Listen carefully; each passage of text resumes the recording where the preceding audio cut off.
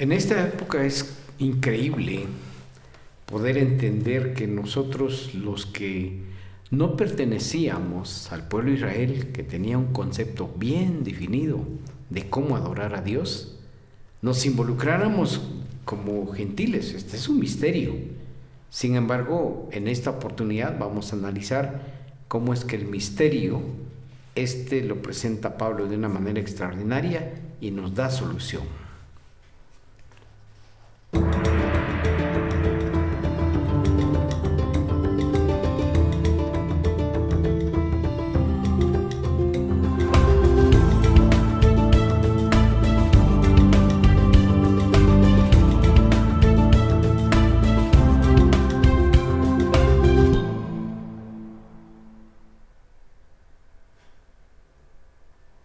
Un saludo para cada uno de ustedes, amigos y hermanos, que una vez más en esta oportunidad nos permiten estar con ustedes, estando aquí el Pastor Rudy, también su servidor. Es un gusto para nosotros acompañarlos y más que todo estudiar juntos acerca de la cartilla de la escuela sabática. Así que Dios los bendiga y gracias por estar con nosotros. En esta oportunidad, Pastor, ¿cómo se encuentra? Pues muy bien, creo que estamos creciendo en el conocimiento de Cristo Jesús y avanzando con el estudio y el repaso de esta lección tan interesante que nos ha tocado este trimestre. Sin embargo, entiendo que hay una cita interesante para analizar en esta oportunidad eso. Así es, vamos a compartir la cita con ustedes. Escuchen. ¿Cómo podemos armonizar nuestra condición espiritual eclipsada con la presentación de nuestro texto? Efesios capítulo 3, del versículo 14 al 19, que describe la plenitud del conocimiento que tenemos del privilegio de poseer. ¿Cómo puede el cielo mirarnos a nosotros, que hemos tenido todas las ventajas espirituales y temporales para que podamos crecer en la gracia, cuando no hemos aprovechado nuestras oportunidades? El apóstol no escribió estas palabras para atormentarnos, engañarnos ni generarnos expectativas solo para chasquearnos con ella en nuestra experiencia. Escribió estas palabras para mostrarnos lo que podemos y debemos ser si queremos ser herederos del reino de Dios. ¿Cómo podemos ser colaboradores de Dios si tenemos una experiencia eclipsada? Tenemos conocimiento de los privilegios del cristiano y debemos buscar este profundo entendimiento espiritual en las cosas de Dios que el Señor ha deseado que tengamos. Tremenda cita. Dice que el pueblo está en cierta manera como un eclipse. Sí conocemos lo que hay que hacer. Sin embargo, como que hay algo que nos cubre y no podemos hacerlo, o no lo hemos hecho por negligencia o porque hemos descuidado el asunto, por X factores, ¿verdad? Y esto es lo que vamos a analizar en esta interesante lección, que se llama el misterio del Evangelio. Es interesante. Y de acuerdo a lo que dice Efesios capítulo 3, versos 20 y 21, que nos vas a leer, Edson, como dice ahí este pasaje bíblico. A aquel que es poderoso para hacer infinitamente más que todo cuanto pedimos o entendemos, por el poder que actúa en nosotros. A Él sea la gloria en la Iglesia y en Cristo Jesús, en todas las generaciones y por los siglos de los siglos. Amén. Bueno, Pablo aquí evoca a la eternidad. Dice que el único que es digno de alabanza por la eternidad es Cristo Jesús, que ha beneficiado a la iglesia.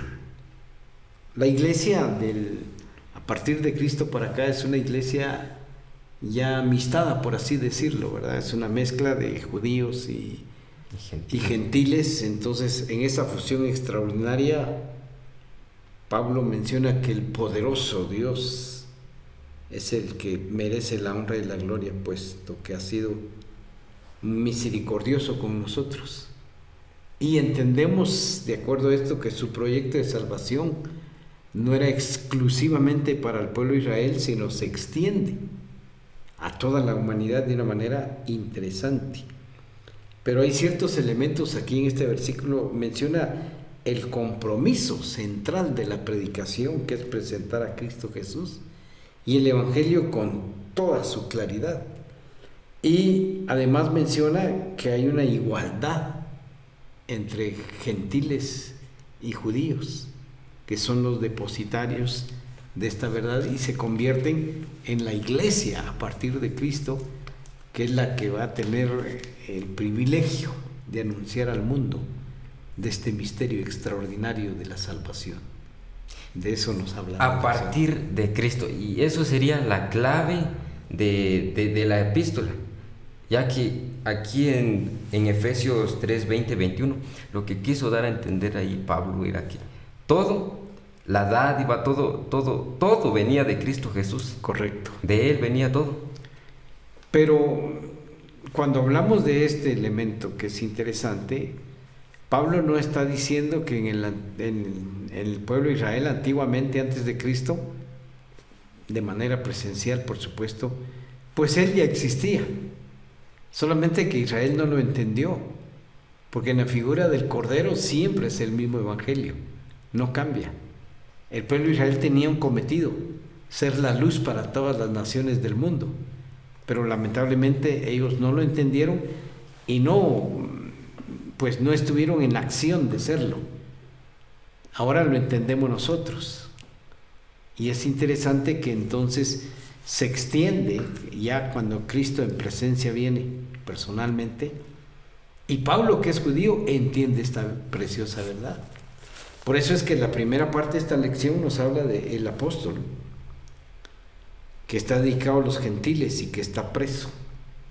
Y aquí es una parte interesante, pero vamos a ver lo que dice Efesios en el capítulo 3, que hemos venido estudiando durante esta semana.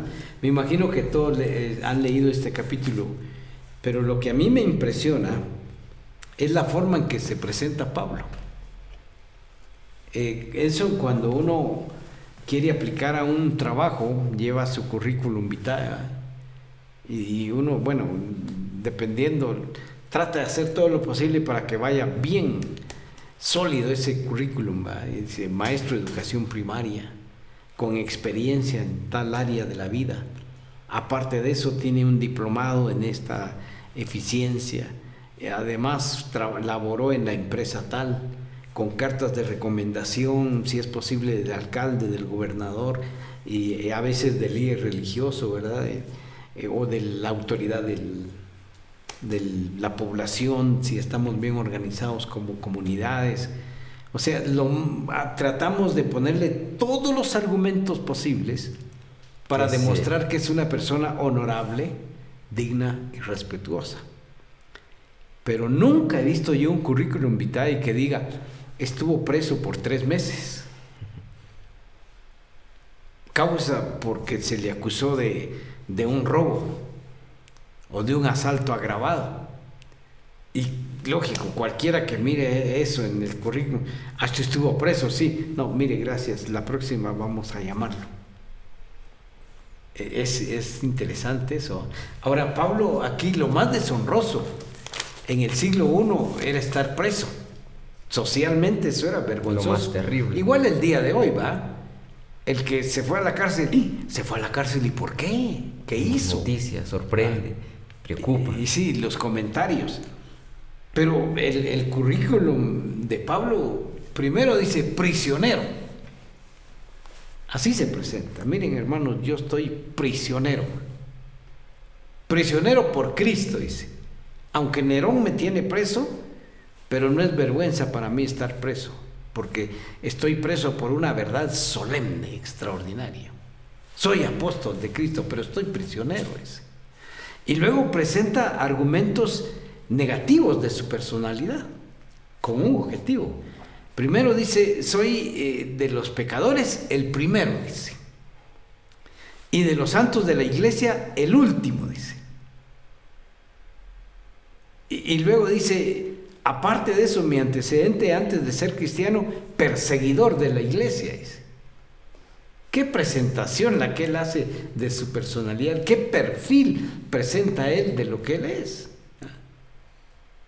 Dice, estoy preso, fui perseguidor, soy el más pecador y soy el último de entre todos los miembros de la iglesia.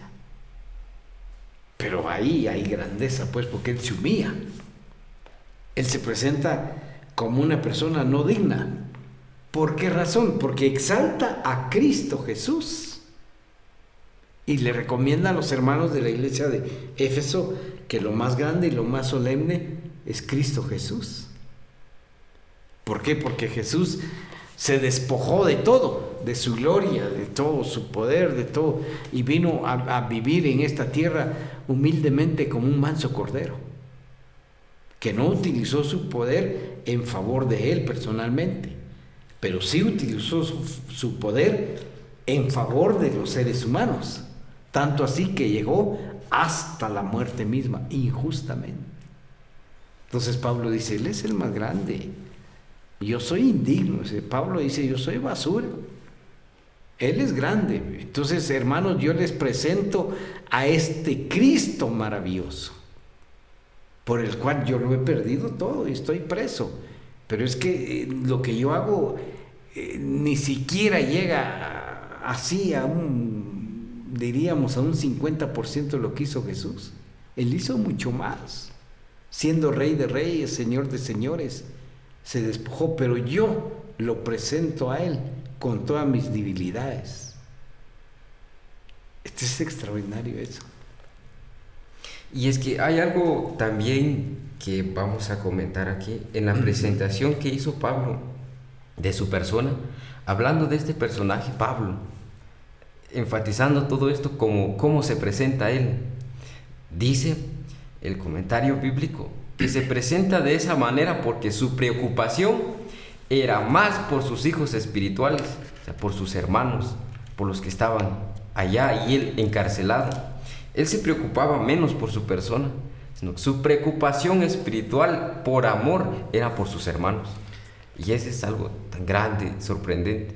Yo creo que si hay una comisión de nombramientos y revisamos el perfil de Pablo y decimos, lo vamos a nombrar de anciano. No, hombre, si él estuvo preso. No, hombre, si él persiguió a los cristianos. ¿Cómo lo vamos a poner a él en un liderazgo tal? Pero en la carta a la iglesia de Éfeso, esto le da autoridad. Porque los hermanos reconocen que él pasó por la experiencia de ser un judío perseguidor de la iglesia, que entendía mal el concepto de la salvación y la misericordia de Dios, a pesar de tener, por ser judío, ese tesoro de ser los depositarios de la verdad, pero no la entendieron. Y la entendieron hasta que Jesús murió en la cruz. Entonces Pablo entendió que él es el Cordero de Dios, el que decía Isaías.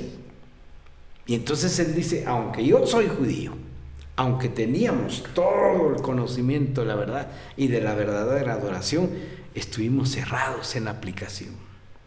Pero ahora, hermanos, dice, ahora yo entiendo que él es el Mesías, el que no entendimos los judíos. Y ahí viene lo interesante, la otra parte de la lección, la del día lunes, el misterio del Evangelio por largo tiempo escondido. Es que me gusta cómo Pablo amarra esta verdad. Esto está en Efesios, el capítulo 3, verso 1. Leamos el verso 1, 2 y 3 de Efesios, porque ahí ya nos empieza a aclarar acerca de ese misterio interesante. Escuchen. Por esta causa yo, Pablo, prisionero de Jesucristo por vosotros los gentiles, si es que habéis oído de la dispensación de la gracia de Dios que me ha sido dada para con vosotros, que por revelación me hizo conocer el misterio, como antes escribí en breve. Ahora, él dice, me revelaron el misterio. ¿Quién se lo reveló? El Espíritu Santo. Pero veamos el verso 4, 5 y 6, porque es interesante. Creyendo lo cual podéis entender mi conocimiento en el misterio de Cristo, misterio que en otras edades no se dio a conocer a los hijos de los hombres, como ahora es revelado a sus santos apóstoles, profetas por el Espíritu. Es impresionante. En otro tiempo, los profetas posiblemente lo entendieron, dice, pero la mayoría del pueblo de Israel no lo entendió.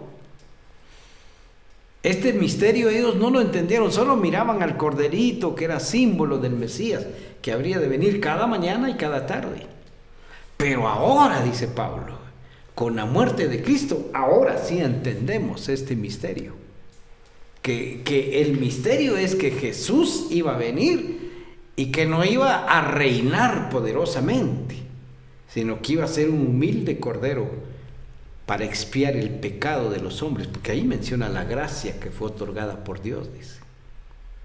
Y entonces a partir de Cristo son salvos los hombres. Este misterio no lo habíamos entendido, dice, hasta que lo vimos morir en la cruz del Calvario.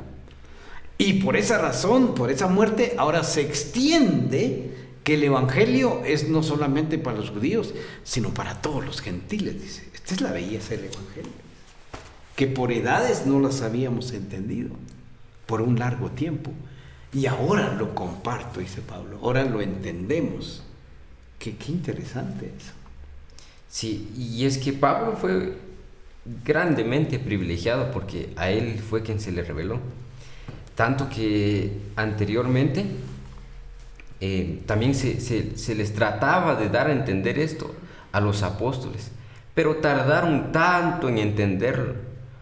Pero ahora Pablo, él con el conocimiento exacto, trataba también ahora de exponer todo esto, este misterio tan grande, lleno de amor, que el que ejecuta es Cristo Jesús.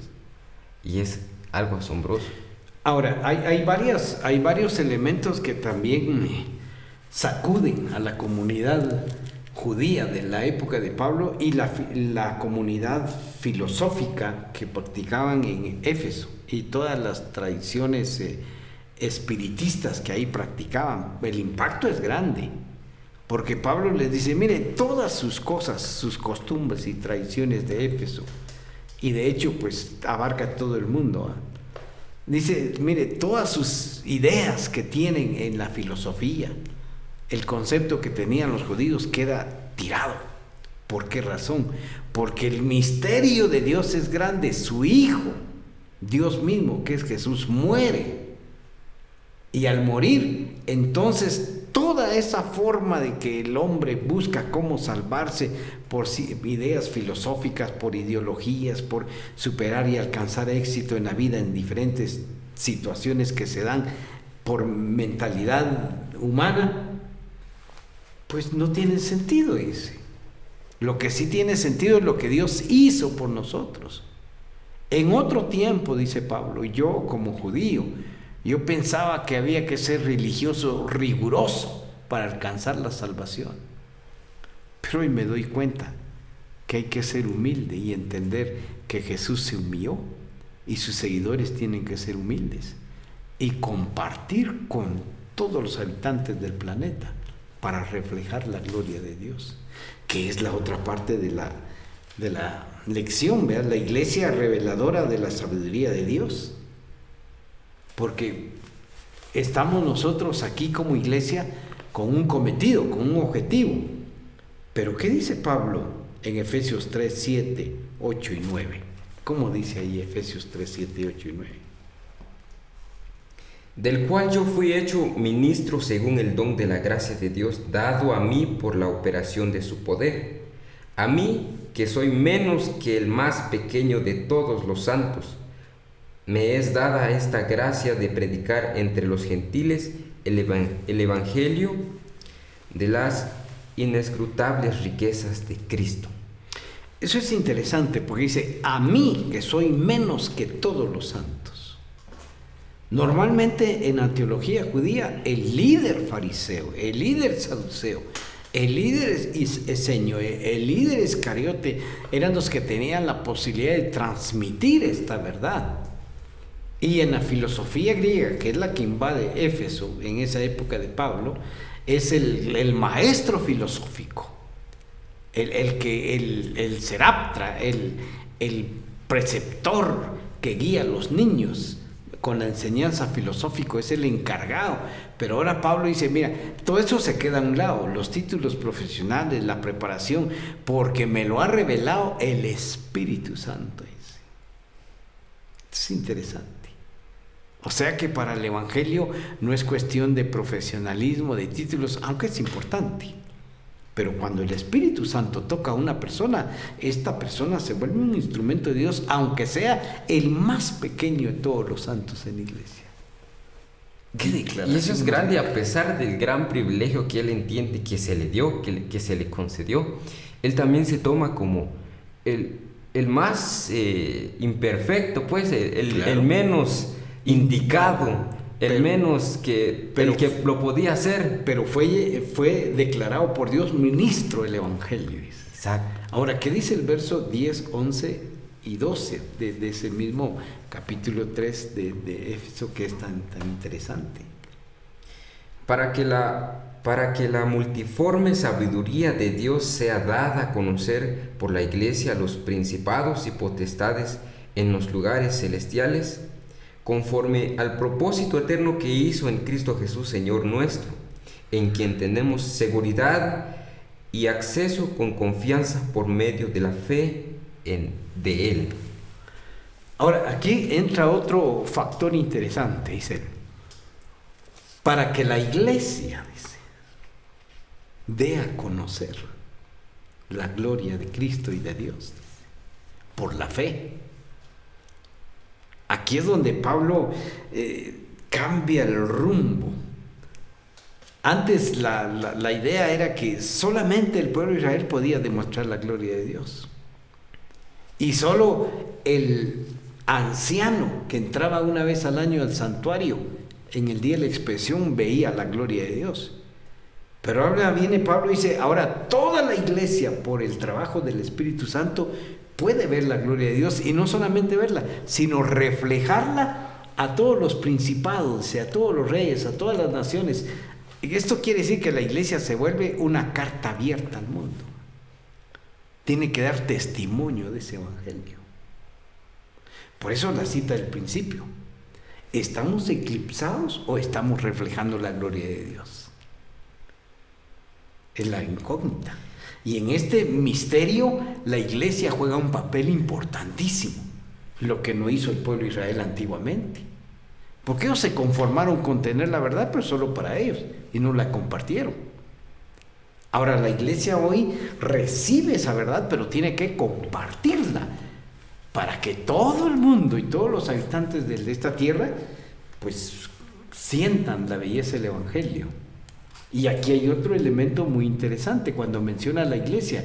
Ya no está hablando exclusivamente del pueblo de Israel, sino está mencionando a todos los que se adhieren o se unen a la iglesia, en este caso gentiles, paganos, publicanos, más directo en nuestra época, africanos, chinos, venezolanos, guatemaltecos, ucranianos, todos estamos llamados a ser depositarios de la gloria de Dios como iglesia de Él. Y ahora vamos a continuar, seguimos con y hay algo importante, también tomando lo que estamos avanzando aquí. Cristo habita en tu corazón. Y es que hay veces o en ocasiones se han escuchado de hermanos o amigos que dicen, no, pero es que yo no soy privilegiado, mira, yo me comporto, yo fallo de esta manera, yo soy el menos apropiado para que yo vaya y presente este mensaje tan precioso. ¿Cómo voy a ir yo si como soy, las personas me conocen, soy el menos indicado? Pero, amigos y hermanos, aquí es donde entendemos realmente el misterio del evangelio. Porque a pesar de todo lo que somos, a pesar de lo que vivimos, cómo nos comportamos, si realmente tomamos una decisión de creer por fe, cómo Jesús nos toma con el Espíritu Santo ahora para apreciar ese mensaje, Él nos cambia. Y ahora sí nos puede tomar y podemos realmente reflejar todo esto, lo que es el Evangelio, pues. Claro, pero hay un asunto aquí muy interesante, eso. el asunto de que Cristo habite en nuestro corazón ya implica una vivencia armoniosa. Me encanta lo que dice el salmista. Dice, cuán hermoso es ver a los hermanos juntos y en armonía. En la iglesia es eso, juntos y en armonía. Aunque de diferente perspectiva, porque hay cosas que son diferentes. Por ejemplo, Edson tiene una personalidad diferente a la mía, pero lo que nos une es Cristo. Y a veces como iglesia tenemos que aceptar el criterio de los demás, porque somos hermanos, somos una familia. Y hay elementos muy interesantes en la familia. No todos les gusta el limón en una familia. Y por eso me encanta cuando ponen en la mesa ahí de una familia la ensalada. Dice, aquí está la ensalada, aquí hay limón y aquí está la sal. Si usted quiere le echa sal, si usted quiere le echa limón, si no, no. Se respeta el gusto de todos. Pero al final todos van a comer ensalada. En la iglesia, la vivencia, que es lo que nos habla esta lección, debe ser de respeto. Pero la esencia de la iglesia es compartir el evangelio. Ahora, el evangelio en sí son buenas nuevas de salvación. La acusación directa de Satanás es que Dios era injusto y que su ley era injusta. Y entonces viene Pablo, dice aquí, miren, la esencia del evangelio es demostrar que Dios es justo, que su ley es perfecta y que no es tirano, ni prepotente, ni abusivo, sino que es un servicio. Se dignifica a Dios y se dignifica al ser humano porque hay un proyecto de salvación donde la misericordia de Dios tiene la fuerza y la potencia, pero debe haber una vivencia, y la vivencia es como una familia. En la iglesia nos queremos como hermanos y somos hijos del mismo Padre, griego, gentil, judío, africano, lo que sea. Ya lo mencioné, pero lo vuelvo a mencionar. Todos somos miembros de una familia, aunque aquellos sean blancos y colochos y del pelo rubio, pero en la iglesia somos hermanos, hijos del mismo Dios. Y esa situación nos lleva a vivir en Cristo Jesús el mismo estilo de vida, predicando el evangelio, creciendo en Cristo Jesús y teniendo una vida de devoción para la honra y la gloria de Dios. Para mí, de eso habla la lección esta semana. Así es. Y que la gloria en la iglesia debe ser en Cristo Jesús, nada más. Él es nuestro líder máximo, es nuestro hermano mayor, Dios es nuestro Padre, y nosotros tenemos que compartir esta verdad con todos los demás. En eso se centra la lección. Quisiera compartir con ustedes en el párrafo de la página 97, en el Camino a Cristo, dice: cuando más cerca estés de Jesús, más imperfecto te reconocerás. Amén. Porque verás con mayor claridad tus defectos en manifiesto y evidente contraste con su perfecta naturaleza. Y esto nos hace pensar cuán imperfecto soy. Verme con la vida de Cristo me refleja mis imperfecciones. Esto me hace ahora sentir una necesidad de buscar la perfección. O sea, vivir más cerca de Cristo Jesús. Solo no puedo.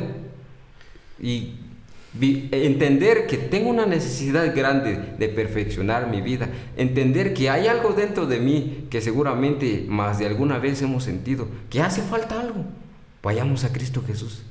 Y de esa forma vamos a estar más unidos para presentar el Evangelio.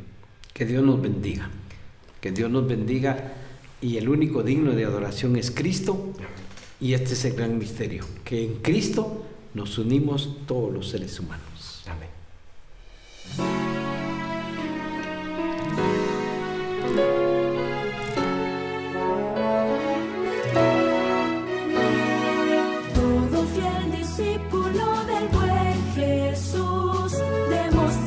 su amor.